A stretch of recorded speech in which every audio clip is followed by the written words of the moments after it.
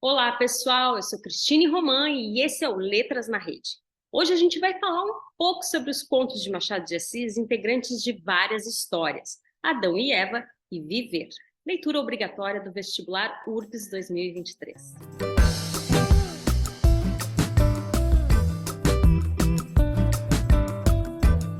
Entre os dois contos que abordaremos nesse vídeo, Adão e Eva e Viver, o fator de ligação entre os dois é a intertextualidade bíblica. Como bom leitor que era, Machado recuperou dentre as suas muitas leituras episódios das Escrituras com os quais compôs algumas de suas histórias. Entre elas, contos como Na Arca, 3 capítulos inéditos do Gênesis, conto analisado aqui no Letras na Rede pela Jéssica Fraga. Vocês podem conferir em nossa página, que eu vou deixar aqui, o link. Além dele, tem-se A Igreja do Diabo, Academias de Sião, Manuscrito de um Sacristão, Entre Santos, O Sermão do Diabo, entre outros exemplos dessa intromissão das escrituras na obra do autor fluminense. E essa intromissão também acontece nos contos que trataremos aqui. Cabe destacar o apontamento da pesquisadora Marta de Sena: o jogo intertextual é um dos traços mais fascinantes da prosa de Machado de Assis. E se é verdade que todo grande escritor é, antes de tudo, um leitor postumaz, isto se aplica perfeitamente ao nosso bruxo, cujo intercâmbio com a literatura universal é um fator constituinte da natureza de seus escritos. Há, na ficção de Machado, uma enorme enciclopédia literária. Aqui ele faz alusões de que faz citações, literais ou não, sempre pressupondo no leitor um parceiro à altura, capaz de decifrar-lhe as significações. O repertório é imenso. Destacado isso, tratemos então de Adão e Eva. Esse conto foi publicado primeiramente na Gazeta de Notícias no ano de 1885. Posteriormente, ele foi incluído nas várias histórias machadianas publicadas em 1895. Machado faz nesse conto uma paródia sobre o mito da criação e do Jardim do Éden. Como o título aponta, ele trata das figuras míticas do Gênesis, Adão e Eva. E o enredo apresenta duas histórias. Na primeira, tem-se uma reunião na casa de uma senhora denominada Leonor, que recebe em sua mesa alguns convivas que esperam para provar um quitute oferecido por ela. Um certo doce particular, que gerou curiosidades nos presentes e desencadeou uma discussão em torno de quem seria mais curioso, o homem ou a mulher. E a partir disso, questionou-se a quem caberia a responsabilidade da perda do paraíso, a Adão ou a Eva. Dois convidados são instigados a tomar parte na conversa: Frei Bento, que se imiscui da tarefa, e o juiz de fora, Sr. Veloso, o qual passa a contar sua história. Assim, há uma nova narrativa dentro da narrativa, uma narrativa em abismo, ou mise en abîme. Nessa história dentro da história, Veloso sugere que as coisas do paraíso terrestre teriam se passado de modo diferente do que está contado no Pentateuco, que é a apócrifa. Segundo ele, quem teria criado o mundo não fora Deus, mas o diabo. Deus, entretanto, cuidara em corrigir e atenuar a obra, interferindo diretamente na criação primeira, do demônio. Em um breve resumo, destaca-se que dessa criação demoníaca, Veloso apresenta o homem e a mulher, Adão e Eva, como produtos da lavra do diabo, mas que ele não pôde lhes infundir alma, sendo Deus o responsável, dando-lhes alma com apenas um sopro. E logo após isso, o Todo-Poderoso teria criado como morada para o casal um jardim das delícias, restringindo-lhes, no entanto, os frutos da árvore da ciência do bem e do mal. Veloso diz que antes de receberem bons sentimentos, eles possuíam instintos violentos. Eva cogitava de armar um laço a Adão e Adão tinha ímpetos de espancá-la. Assim como no relato do Gênesis, o demônio furioso com a intromissão indesejada de Deus, o qual desvirtuava sua obra, instrui a serpente a entrar no paraíso e instigar o casal a contrariar as ordens do Altíssimo. O diabo delega voz à sua subordinada, parte de sua prole, tal qual Adão e Eva. A serpente elege então a mulher como alvo do aliciamento, da sedução, vaticinando-lhe um futuro através de ilustres figuras femininas, tanto da antiguidade quanto da tradição judaica cristã.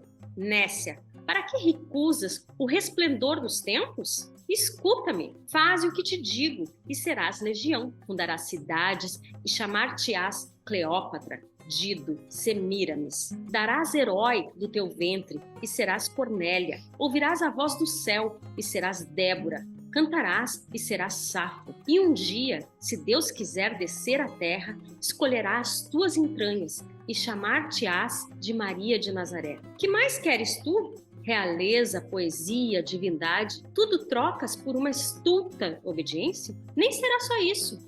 Toda a natureza te fará bela e mais bela.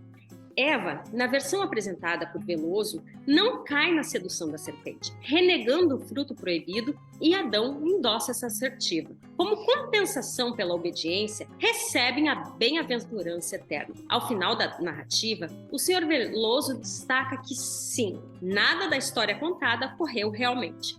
Mas se tivesse acontecido, não estariam eles à mesa, saboreando o doce apregoado pela anfitriã. O conto, conforme exposto, apresenta duas narrativas, realizadas por entidades distintas. De um lado, tem-se a narração heterodiegética e de outro, a homodiegética. Em outras palavras, tem-se um narrador de terceira pessoa e um narrador em primeira pessoa. Esse aspecto acaba por criar um efeito de moldura ao texto, ou de narrativa em abismo. Ou seja, a primeira história emoldaria a segunda história. Nesse jogo de vozes, a primeira pessoa é envolta pela voz em terceira pessoa, a do Sr. Veloso, que inicia e encerra o conto. Cabe grifar que a trama apresenta 4 personagens: Dona Leonor, uma senhora de engenho; Sr. Veloso, um juiz de fora; Frei Bento, que pertencia à Igreja Carmelita; e João Barbosa, um mestre de campo. O espaço restringe-se à mesa, provavelmente um jantar, na casa da Dona Leonor, situada na Bahia em meados de 1700 e tanto. Assim, contextualizando, destaca-se que Salvador foi sede do governo colonial até 1763, sendo esse transferido para o Rio de Janeiro depois desse período. A economia do país, no período, centrava-se no tripé: monocultura, latifúndio e mão de obra escravizada. Para melhor descrever a conjuntura do conto e de sua moldura, compete fazer um panorama das ocupações dessas personagens que representam expoentes do poder local no período. A composição da mesa, nesse sentido, corresponderia ao poder partilhado pelas instâncias dominantes da sociedade colonial aí representadas: os senhores de engenho, a família, a igreja, as instâncias jurídica e militar. Pontua-se assim que as personagens se apresentam mais como tipos, tendo sua ocupação sobrepujado às suas características, e por isso é bom fazermos um panorama dessas ocupações. O Juiz de Fora. Durante o século XVII, ocorreram muitos conflitos bélicos e crises econômicas enfrentadas pelo Império Ultramarino Português, que, em função disso, buscou reestruturar sua organização governativa, ampliando os instrumentos de controle da metrópole sobre as cidades economicamente mais importantes. Nesse contexto, a coroa portuguesa faz a inserção dos juízes de fora ao final do século XVII, para presidirem as câmaras das cidades prósperas. Essas nomeações de juízes de fora ocorreram durante todo o século XVIII, até as primeiras décadas do XIX, tendo fim com o Código do Processo Penal do Império, promulgado em 1832. O mestre de campo, por sua vez, é uma ocupação que faz parte de uma divisão na estrutura militar que integra o corpo auxiliar do exército, as milícias do período.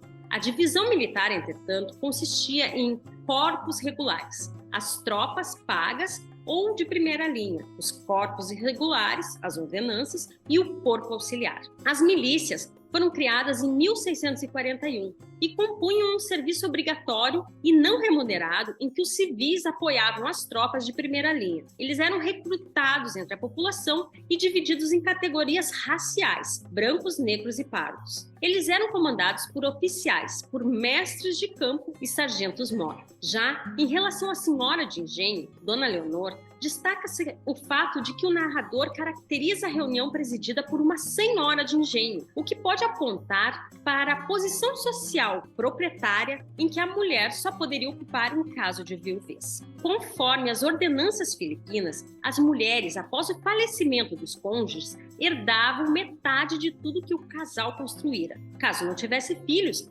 a mulher restaria metade dos bens que lhe cabia. A parte do marido ia para os chamados herdeiros forçados, pais ou quem o falecido determinasse. Quando tutoras de filhos menores, elas administravam os bens e a integralidade do patrimônio herdado. As viúvas, que também eram mães tutoras, ultrapassavam as barreiras dos tradicionais papéis de gênero de mães e esposas. Tornavam-se senhoras de escravos e de terras, negociantes ou lavradoras. As leis do reino garantiam a elas essa possibilidade, o que ainda lhes assegurava frequentemente uma fluidez nos limites entre os espaços públicos e domésticos no seu cotidiano. Além de Leonor, tem-se o Frei Carmelita Bento. A Ordem Carmelita instituiu o primeiro templo em Salvador em 1586. No decorrer do século XVII, a Ordem angariou volumoso patrimônio, casas, templos religiosos, fazendas, engenhos. E nesse sentido, os séculos 17 e 18 tornaram-se os momentos áureos do Carmelo brasileiro, com muitos conventos. No final do século 18, deu-se a decadência da ordem. Com a efervescência do pensamento iluminista, almejava-se restringir o domínio dos padres em relação ao Estado. E nesse contexto, ou seja, do final dos 700 até o último quartel do 800, muitos monastérios foram fechados e suas propriedades foram vendidas. No Brasil, os carmelitas perderam seus templos e o Estado decretou leis restringindo o ingresso de novos noviciados no interior das instituições carmelitas. O conto machadiano fora escrito em 1885. Nesse período, o Brasil passava por algumas mudanças significativas, como acontecia com os carmelitas, por exemplo, que já perdiam espaço na sociedade do século XIX.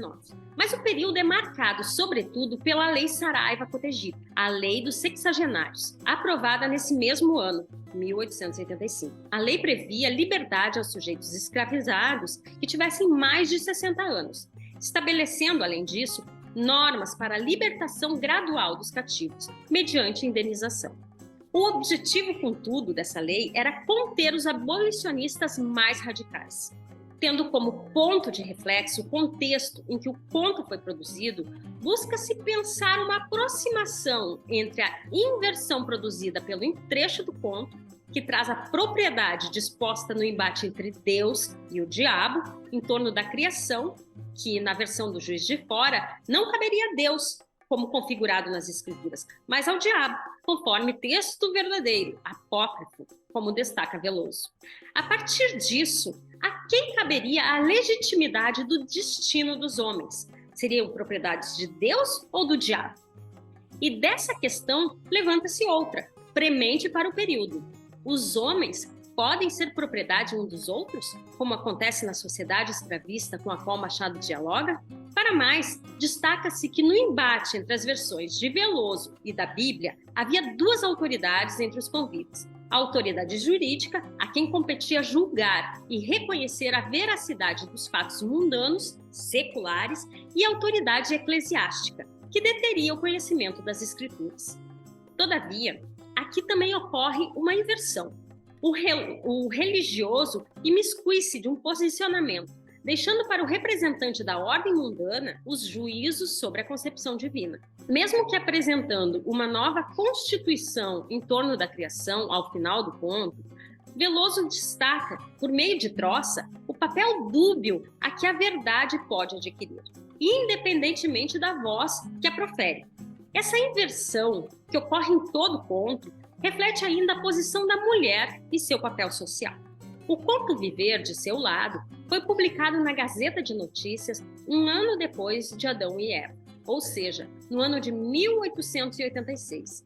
E 9 anos depois da publicação na Gazeta, ele engloba as várias histórias. Para começarmos a falar sobre o Conto Viver, destaco que ele não apresenta um narrador propriamente dito, ou seja, o conto é composto em forma de diálogos. Duas personagens são protagonistas dessa história.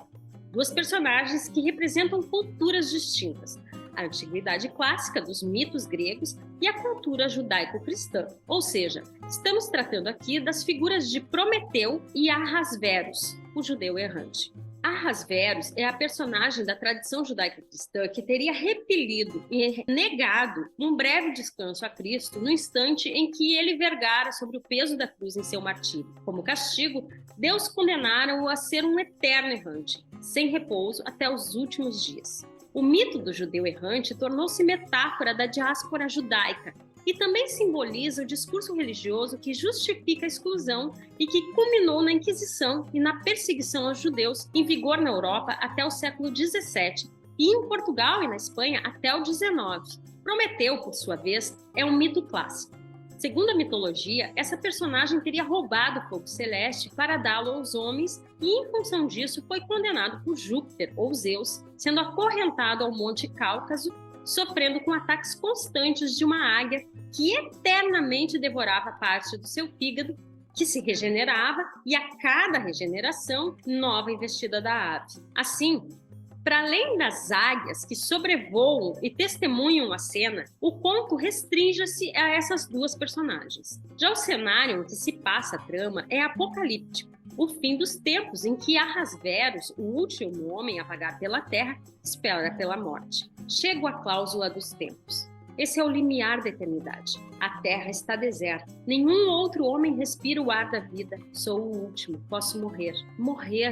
Deliciosa ideia. Séculos de séculos vivi, cansado, mortificado, andando sempre, mas ei-los que acabam e vou morrer com eles. Velha natureza, adeus, céu azul, nuvens renascentes, rosas de um dia e de todos os dias, águas perenes, terra inimiga, que me não comeste os ossos, adeus, o errante não errará mais. Deus me perdoará, se quiser, mas a morte consola-me. Aquela montanha é áspera como a minha dor. Aquelas águias que ali passam devem ser famintas como o meu desespero. Então, em um primeiro momento, a gente poderia pensar que a gente está lidando com a redenção desse sujeito errante. Calma, mas a gente logo vai falar sobre isso.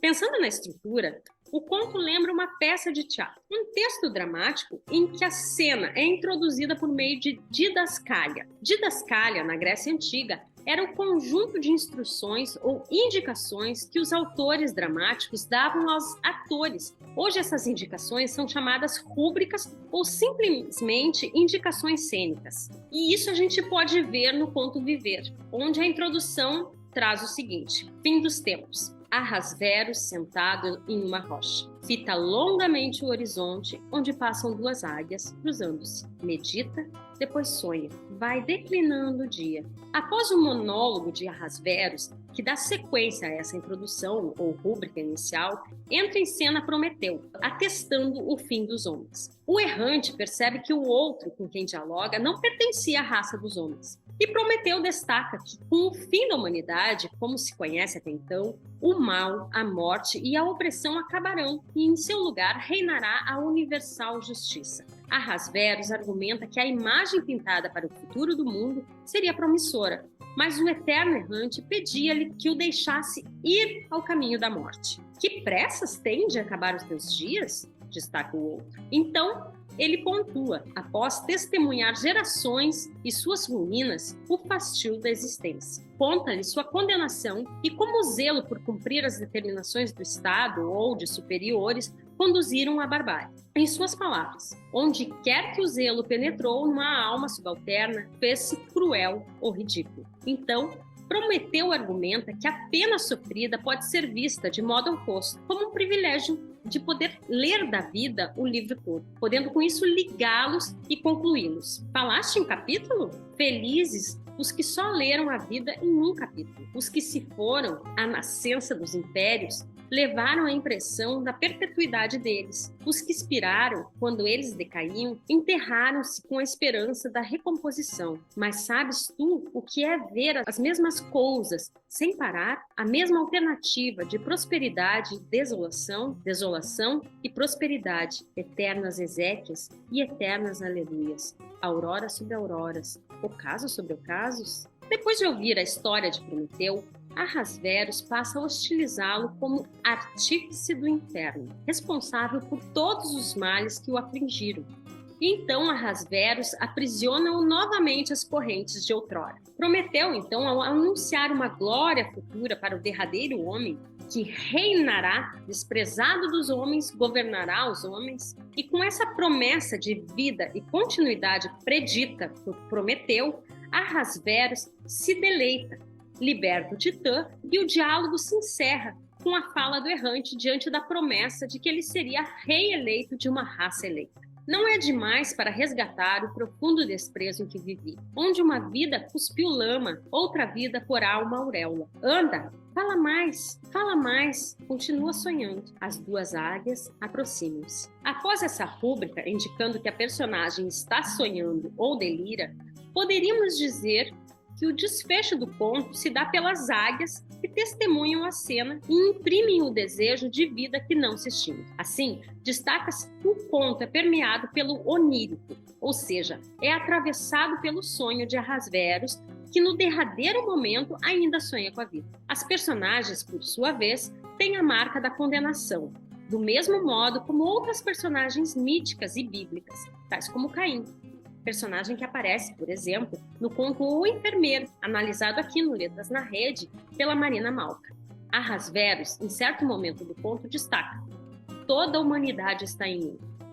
O judeu errante, caracterizado por Machado de Assis, assim, representaria não apenas a força dos desesperos milenares, representa a própria humanidade em suas faltas para além das mazelas.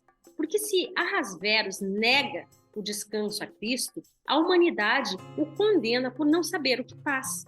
Ahasveros, nesse contexto, representaria o humano demasiadamente humano. E esse demasiado humano condiz ao empenho em seguir ordens e leis, ao zelo e juízo que se convertem em perigosas armadilhas. E no instante final é o delírio que impera, mostrando ao vivente imortal que o existir é uma dádiva.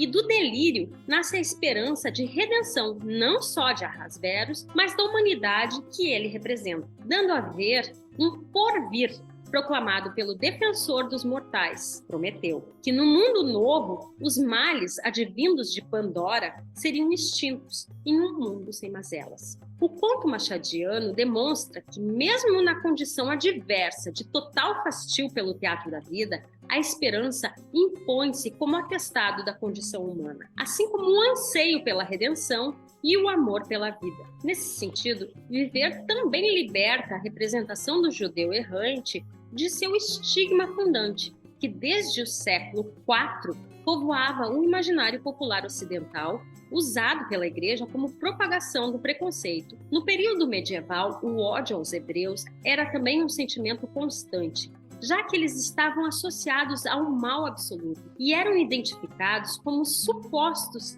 disseminadores da peste negra, os envenenadores das fontes e dos rios, os assassinos de Cristo e os principais sócios do demônio. Assim, eles deveriam portar em público algo que os distinguisse dos cristãos, algo que os identificasse rapidamente para que fossem evitados.